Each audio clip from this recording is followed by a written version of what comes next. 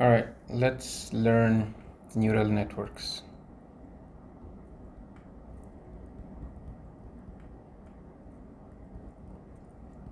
In particular, we would like to learn feed-forward neural network. But before then, let us look at simple regression.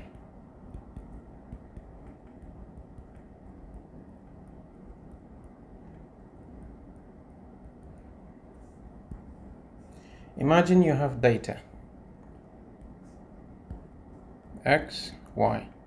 So this is 1, 2, 3, 4. Let's assume this is 10, 20, 30, 40. Naturally, you would like to plot this. So this is y, this is x. Then let's say this is 1, 2, 3, 4. This is 10, 20, 30, 40. To find the relationship between y and x, you would like to approximate using a linear function because it seems like the relationship is linear. You can see it's almost a line. Now you can use the equation of a straight line. This is the equation of a straight line. To get the m, which is slope, m is y2 minus y1 over x2 minus x1. Let's assume we take these 2 points. In this case, this is our y1 and this is our y2. And this is our x1, this is our x2. And you have 40 minus 20 on 4 minus 2. This gives us 20 over 2, which is 10. And we are now in a position to make prediction that y equals 10x plus c. This c is the intercept. At this point, c is 0 because intercept is usually where the line meets the y-axis. So this is y, this is x, this is c. But in our case, c is 0, as we can see. And therefore, y equals 10x. And for any value of x, we can predict y. If x is 1, y is 10 times 1, which is 10. And the prediction looks good. Good. And so this model, we call it y hat. So that y hat is 10. If you want the error, you can say, in other words, you can call it loss. This is y hat minus y. For x equals to 1, y is 10. We predicted 10. So this is 10 minus 10, which is 0. That makes a good prediction. This is an overview. Now let's move on to, let's make some partition here and partition here. Now having that, we can see that first we have x and y. X is the input to this, our model. X is input. And then the outcome is y. So y is the target. So this is the target. So you can call it like this is input, this is target. So x is the input, y is the target. That is one thing that happened. And then number two, we used y hat, which is the predictor, which is mx plus c. That is what we predicted.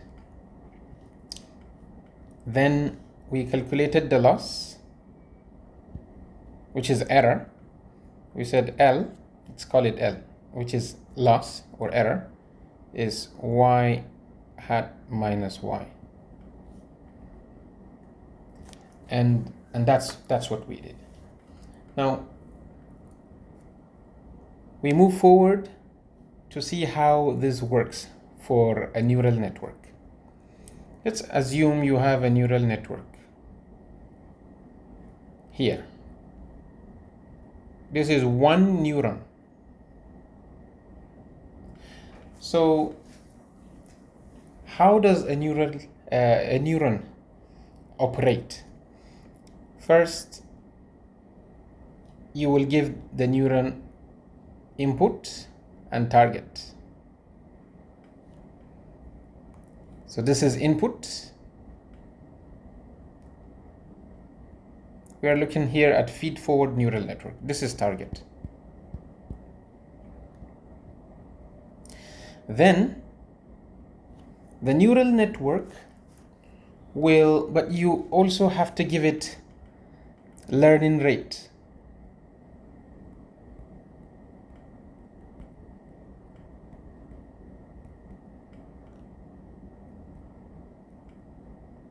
If you don't give it, it will randomly generate a learning rate or randomly assign a learning rate. Now this is a neuron. What does this neuron do? It will automatically compute Z. What it will do, it will take some random number, slope, equivalent to our slope. It's called weight. So let's say weight 1 times this x input you give it, x plus some bias, which is equivalent to our intercept b1. This is what the neural network will do. So it is going to compute Z. Now, after computation, it will then output this Z. So let's say this neuron, this is where you have the input, and let's say this is the output. Now, when it does this calculation, it will spit out this calculation as Z. That's all. Now, when it spits out this calculation, it is going to do the same way we did. So what did we do? We model, then we compute the loss. Now here, it's going to calculate the loss. L is C minus Y. Or you can call it Y hat. Let's say this is Y hat. So Y hat, let's say Y hat is some function of Z. I'll tell you about what this function is. It's called the activation function. But for now, let's say it spills out Y hat. And this is Y hat minus Y. Then it is going to, now, because it is a neural network, And in the first example we did, when we reach here, we stopped. When we reach here, we stopped. How about if the approximation is wrong? How about if this formula is wrong? What will happen? This is where the machine learning comes into play. So when it computes this loss, that's what we call least square fitting. It is going to determine, because these guys, this guy is called parameter 1, this guy is called parameter 2. The only input data is this. And this parameter 1 and parameter 2, I told you from the beginning, they will be randomly assigned. Just any value. So it will generate any random number and put it here. And generate any random number and put it there. So random, this is weight. And then this is called bias. And it's just going to take X multiplied by some random number and add a random number. That's what it does in the beginning. That is the first thing it does. Now, after that, it spills it out here. And then it proceeds to compute the loss. So this is how the algorithm works. But when it computes the loss, it wants the loss to remain positive. So there's what we call square error. And that's why you have a square error here. But in reality, it's just error. And to know whether, because now you have a dilemma. The dilemma is you are going to,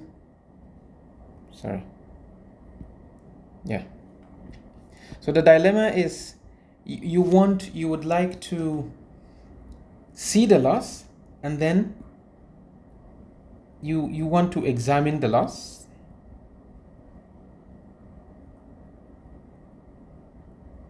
and then update these guys, update W1 and B1. You want to update W1 and B1 so that when you calculate the next loss is convergent. Like it's you want the loss to be, you want to have no loss, and to have zero loss, you have to keep tweaking this guy and this guy, and that's it. That's all about that's all. That's how it works. So you make you give input and target. It goes it makes a prediction with random weights and biases. These random weights and biases are spelled out using the activation function. I will talk about activation function a little later. And then after giving out the activation function, it then computes the relationship between the predicted and the target, which is called loss. So this is loss function calculation. Now, after calculating the loss, it has to examine the loss. This process is called backpropagation.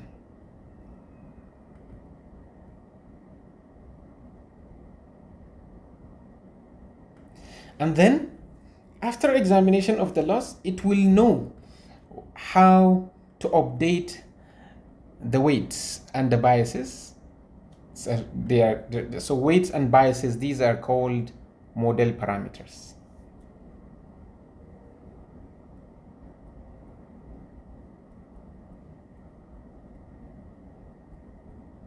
Don't forget, we are dealing here with only one single neuron. Now, the process of updating these these parameters is called gradient descent.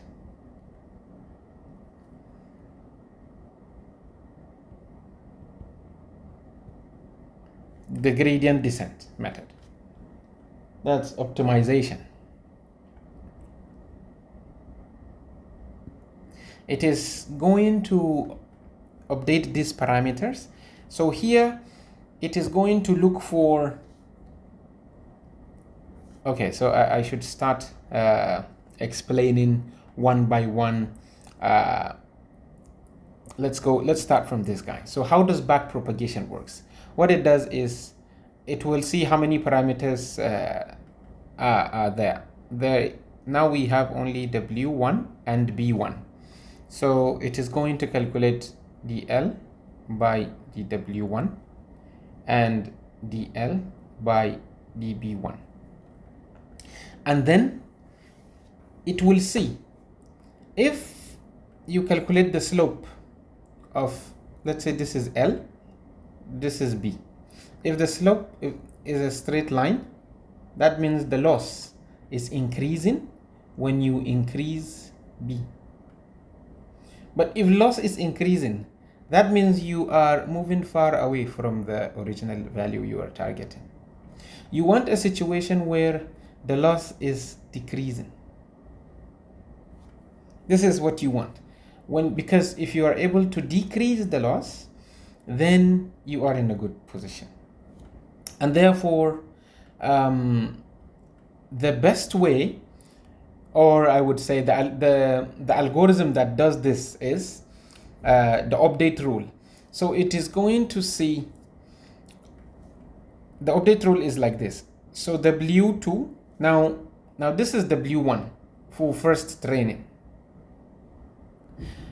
After first training, it is going to update W1 and B1. It will give you W2 and B2. So W2 is W1 minus the learning rate. This is why you have to give the learning rate this value. Yeah, so it's the learning minus the learning rate times dl by db1. This is just how it is. So you take the first weight, which is randomly generated, but now you are tweaking it. And then you multiply by the learning rate times dl by db1. That is this guy. And then b2 as well is b1 minus the learning rate times dl. Oh, sorry. I'm so sorry. This is the w1. And then dl by db1. That's all. That's all. And that is that's all. That's how it works. That's how it works.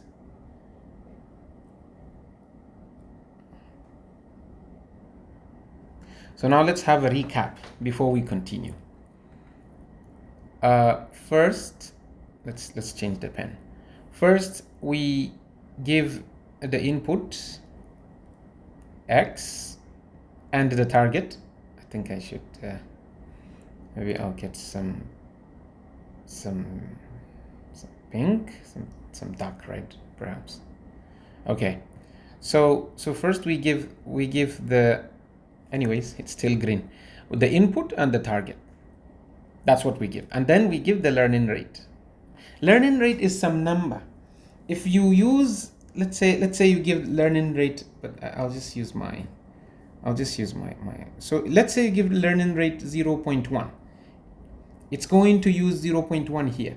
Learning rate also you decide, the user. It goes in here, the neuron, it makes a prediction Z. You can call it Z1 because it's for the first training. This is so a process that goes from here and back here is called epoch. So epoch 1. So in epoch 1, usually in epoch 1 you don't expect any good outcome because the weights are randomly generated. You give the learning rate, the input, the target, and then the neuron makes a prediction using W1 and B1, gives a weight and a bias, and then gives an output. And the output is controlled. So the output is controlled. Before the output is allowed to go out, the activation function controls the output, which I will explain a little later. For now, it gives an output, and then you compute the loss.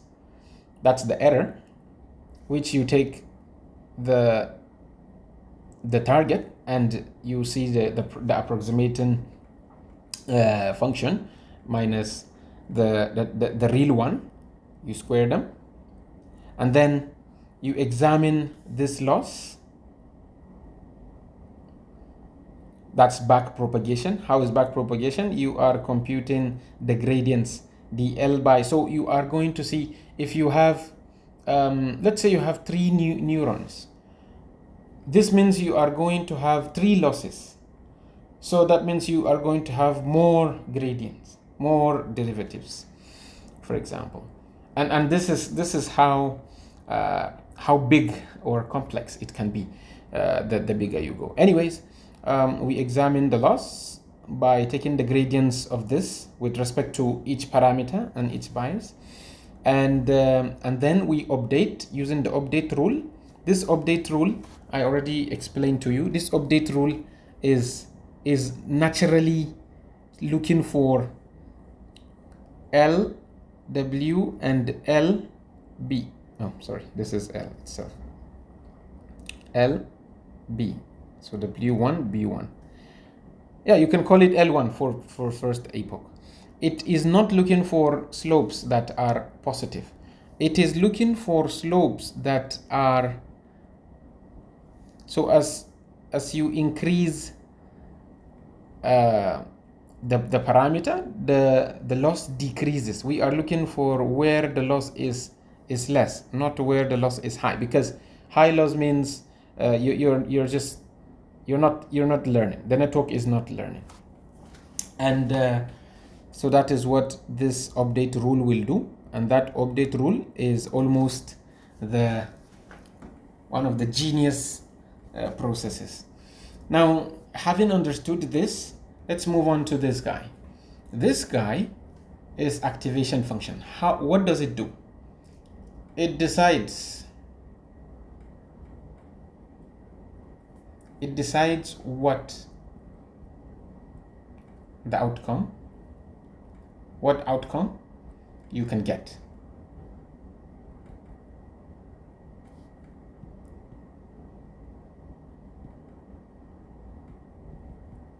So it decides what the outcome should look like. For example, there are different types of activation functions.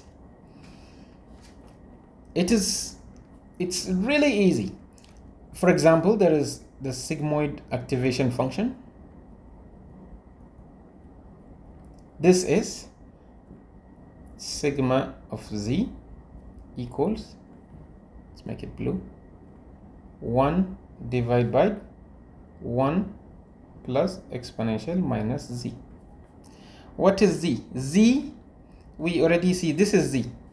So z is w1 x plus b1. So that means you are going to put all of this in here. So how does the sigmoid function behave? The sigmoid function would squash the output between 0 and 1. So think of a sigmoid function. In fact, this is just the behavior of this function you see. If z is 0, what do you think the sigmoid function will be? So exponential 0 is 0. So the sigmoid function will be 1. So sigma of z will be 1. And that's the output. So the output will be 1. If z is much greater than 0, what do you think the sigmoid function will be? The sigmoid function will now be 1 divided by 0, because it's going to be like 1 over 1 plus 1 over exponential infinity, for example. So this also gives you 1.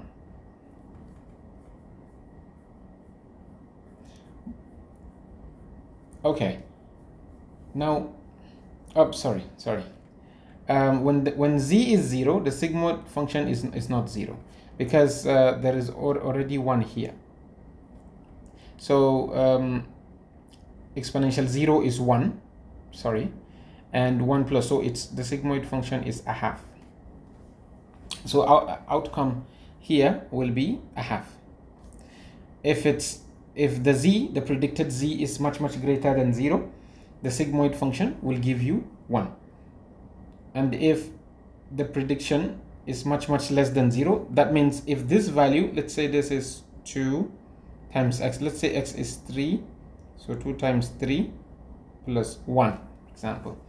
This is somewhere around 6 plus 1, 7. So it's going to have like exponential 7. 1 over exponential 7, and you are somewhere here, and that's what you get. And if it is much less than 0, then the sigmoid function will give you 0, right? So this is in fact how the sigmoid function behaves. So it decides the outcome. So you see, you can get a half, you can get 1, you can get 0. And therefore you have a situation like this. For example, you have 0 and 1, and so here, if z equals to 0, no, if z is much less than 0, you get 0. This is sigma of z, and then this is sigma of z. So if z is much greater than 0, this is what you get. And then also if z is 0, you get a half. Yeah, you get a half. So but if z is 0, you get a half. So that means you have either a half or 1 or 0. And there is what is called boundary. Boundary is when you, so this is just the boundary between this value and this value. There's no need to get into too much details. Now we have seen the sigmoid function and how it operates. There are other functions, like for example, we have the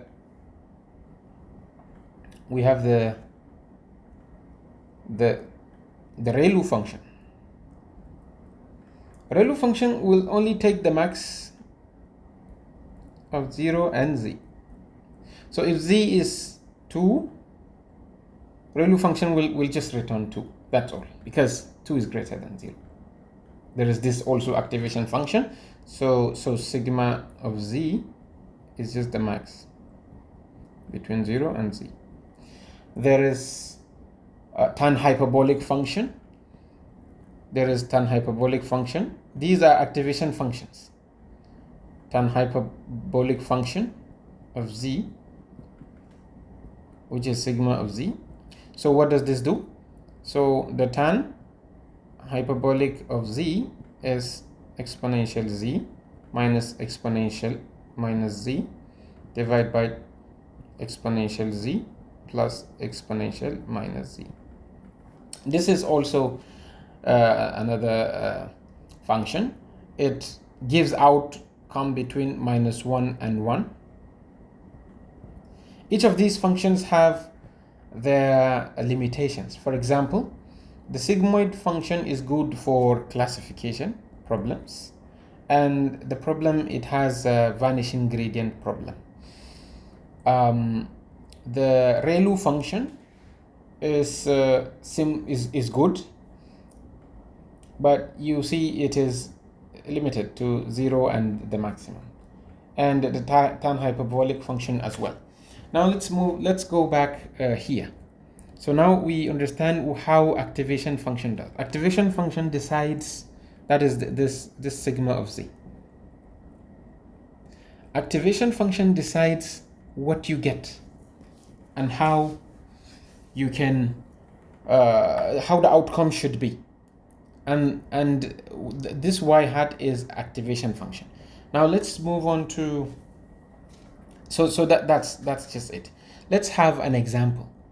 Now that we understand the concept, this is only one neuron. Imagine you have many neurons. Let's say you have a neuron here and you have a neuron here. This is, let's say this is input layer, then you have hidden layer, then you have output layer. The output from this guy will go here and will go here. So that means this guy will give Z1. Z1 will go here, Z1 will go here. And this guy will give, so you can call this Z1, 1, Z1, 1. And then this one will be Z1, 2. It will go here, and then again Z1, 2 will go here. This guy will now operate on Z1, 1 and Z1, 2. And then we'll push the operation here. This guy will operate on Z1, 1 and Z1, 2, and then we'll push the operation here. And this will finally give the final result, which is in terms of Z1, 1. So this guy would give you, so this guy will give like Z2, 1, for example, which is a function of Z1, 1 and Z1, 2. This one, or I'll call this Z2, 2, Z2, 2. And then this one will give Z, yeah, so this one will give Z2, 1. So, and then this will finally give the final prediction as Z3.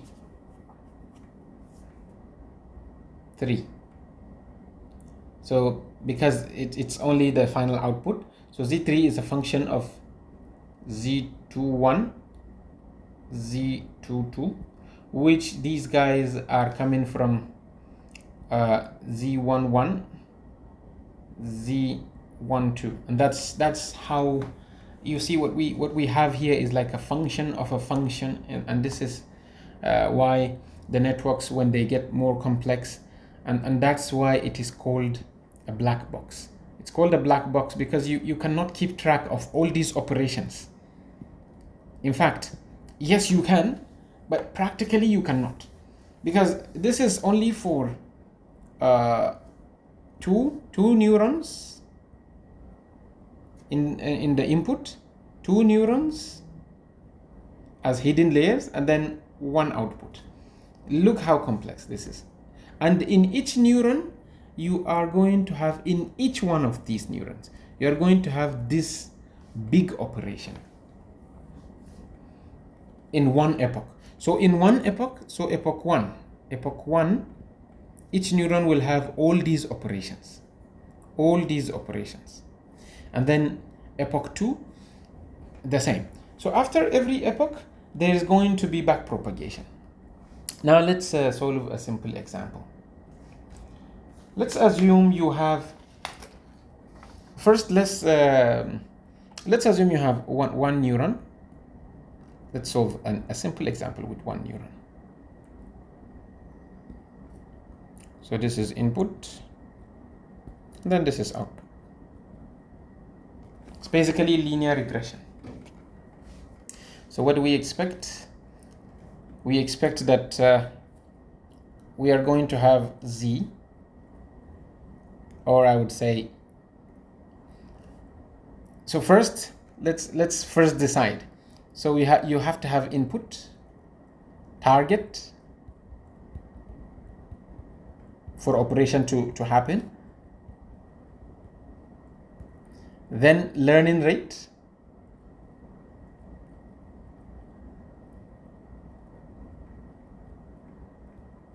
Then if you are if you are designing the network, then you have to have some random generator to generate weight 1, alhamdulillah, or W and B, because these are required. And then what do you do? So step 1, you are going to give the prediction, which is Z. Also, you have to define the activation function. I forgot. So psi of Z. What do you choose? Let us select, for simplicity, let us select the sigmoid function, because it's so sigmoid function. So of Z is 1 over 1 plus exponential minus Z. So if you are designing a network or you are training any data, you have to have these guys: activation function,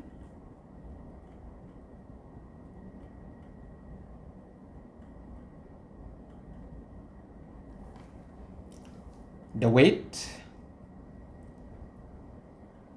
and the bias. But what you notice is, after all this, you are only going to make prediction using these guys. So first, step 1, we make the prediction. So y hat, that's what the neuron does. So it will give you Z1, right? So Z1 is W X plus B. That's what you get. Then secondly, what happens? Then you can compute the loss, L, which is Y. Oh no, sorry.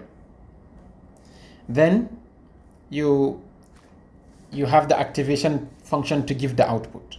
Y is sigma of Z. So this is 1 over, so this is y hat, the prediction, the output. So what you have here as output is going to be just whatever sigma gives you. So 1 over 1 plus exponential minus Z, or you can say this is 1 over 1 plus exponential minus Wx plus B. And depending on what this gives you, you then, step 3, you compute the loss, L, which is y hat minus y target. Let's make it like this, y target squared. That's the mean error for one neuron, because if you have many of them, you sum them, the mean square error is like this, 1 over n, and then you sum y hat minus y squared. This is mean squared error. But we then step 4, you count your parameters. You have W and B, so you have to take dL by dW, then you have to take dL by dB. Here comes the chain rule. Now notice, this is L, this is how it's supposed to be, but because we need to take the derivatives for convenience, for mathematical convenience, it is written like this: 1 over 2 y minus y squared. It is written like this so that when we take the derivative, the 2 will cancel the 2. This 2 down here, the only reason it is here, as far as I understand, it's just there for mathematical convenience. So then, now let us begin with let's put this guy, dl by db. So this w, so w, to get, for you to get dl by dw, you first have to get dl by d. In fact, to begin with, L is only a function of this guy, right? But now y is, so L, how do I even, okay, so first let's keep this. L is a function of y, and y is a function of z, and z is a function of w. Do you see? It's a chain rule kind of a thing if you are doing the LDW. So the LDW is going to be, dl by dy hat times dy hat by d sigma times d sigma by dz. Oh, sorry. In fact, I forgot. In this, we have even sigma as a function of z, then a function of w. So it's the sigma by dz, and then dz by dw. That is how far you should go. Now, first, you can easily get dl by dy hat here using this. You now see why we have the mathematical convenience, because this will just be, so let me move this guy down here, dl by db, and let's focus on this. So dl by dy hat, so this is, so when you differentiate this, you have 2 over 2 into y minus y. So this will go. So the L by dy is just y hat minus y. Now, what is dy by d sigma? dy by d sigma is going to give you, dy by d sigma is 1, because already we know that y is just sigma of z. So dy by d sigma is 1. So this guy is 1. And the sigma by dz, here, this is sigma as a function of z. Now, let's take this a little elsewhere and deal with it. So let's say, so sigma of z equals 1 over 1 plus exponential minus z. We all know calculus. If we do d by dz of this, we should get something like,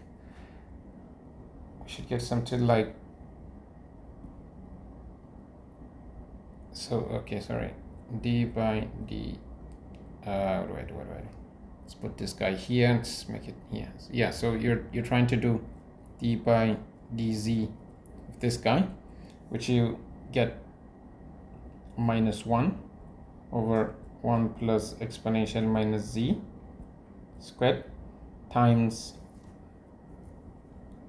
minus exponential minus z, and the negatives will, this is multiplying, so the negatives go, so the sigma of z by dz, you get exponential minus z over 1 plus exponential minus z squared, which you can rewrite as, you can rewrite this as sigma of z into 1 minus sigma of z. How? Because if you take this, if you say 1 minus, because, okay, so sigma of z is 1 over 1 plus exponential minus z. If you do 1 minus that, if you say 1 minus that, it's just like saying 1 minus this, and this will give you 1 plus exponential minus z minus 1 all over 1 plus exponential minus z, which is almost exponential minus z over 1 plus exponential minus z. So, and if we look here, we see just, we have a squared here, and therefore we can rewrite it like this. Yeah. So we go back in here, and the sigma by dz is sigma of z into 1 minus sigma of z. And how about dz by dw? dz by dw, this is z. So dz by dw is just x. Sorry. It's just x, because this is z. So then, and this is multiplied by x. So that is dl by d omega. And how about dl by db? We already know what will happen. So this is, you follow all these protocols until you reach b. So is dl by dy hat times dy hat by the sigma of z times the sigma activation function by dz times dz by d omega. And then you go, sorry, here is db, and then you go, we already know that this is y hat minus y, this is 1, this is sigma of z into 1 minus sigma of z, and then that's all, because when you do dz by db is just 1. Now we have finished step 4, and then finally, I hope I did not confuse the readers, so the viewers. So finally, step 5, you are going to, so let's get this step 4 properly. So dl by d omega is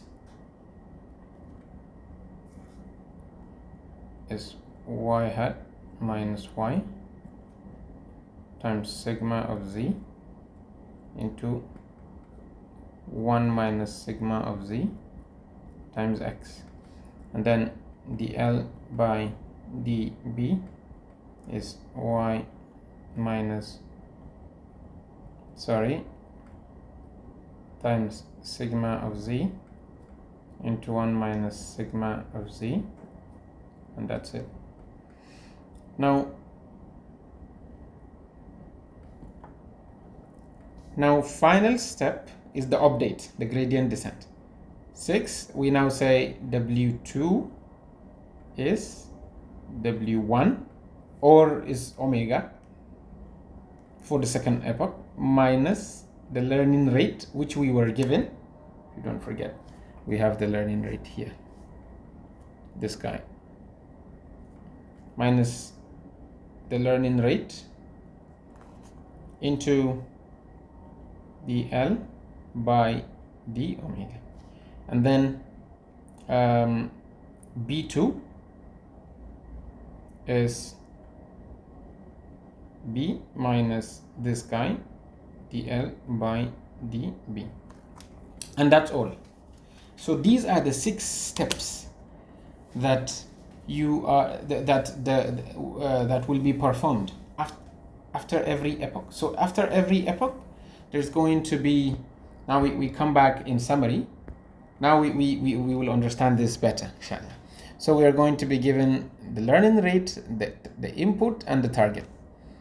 And the neuron computes the first prediction, and then the activation function will decide how the outcome will be, and the loss is calculated. So now you see we will have 1/2 here for mathematical convenience, and then you back propagate by estimating the weights, dl by dw, dl by db, and then you examine the loss by doing the back propagation, and you update by applying the gradient descent.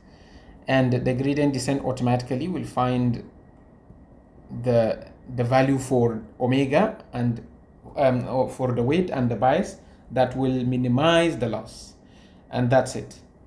And that's what will happen. And if you have more of them, you have even more. Now if you have a hidden layer like this one, or let's say, so this is, you see, this is just for input output. You see how much mathematics we had to do. We had to do step 1, step 2, step 3, step 4, step 5, and step 6 for one training epoch for one neuron. Now if you had neuron, let's say this is input layer, and this is hidden, and then let's say this is output, and let's say in the hidden layer there are many neurons, and this guy will give this guy and this guy, so that these guys will in the end merge it to one. What happens is that each neuron is going to give its contribution, and this contribution, finally Y output, is going to be a sum of all contributions. It's going to be a sum. Let's make it here. So Y output is going to be a sum of all contributions from I equals to 1 to n. So this is 0, 1, 2, right? Let's say 0th layer, first layer, second layer, right? So it's going to be W2 I sigma of, but there will be no sigma. Anyways, it's still fine because it's outcome. So W1I x plus B1I plus B2. I think we'll stop here, and I will make more examples in the next video.